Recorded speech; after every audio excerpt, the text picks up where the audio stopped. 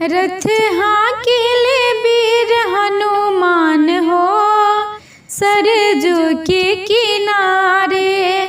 रथ हाकेले वीर हनुमान हो, सरजू के किनारे। ओहि रथवा में श्री राम जी बिराजे, ओहि रथवा में श्री राम जी बिराजे।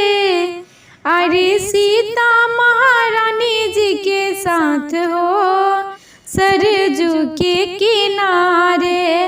रथ हाकेले वीर हनुमान हो, सरजू के किनारे।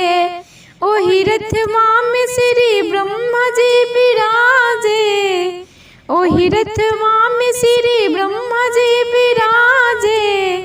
अरे सरदा महारानी जी के साथ हो, सरजू के किनारे। रथ हाकेले वीर हनुमान हो, सरजू के किनारे। ओहि रथवा में श्री विष्णु जी बिराजे, ओहि रथवा में श्री विष्णु जी बिराजे।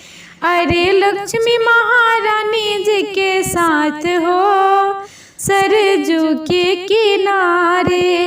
रथ हाकेले वीर हनुमान हो, सरजू के किनारे।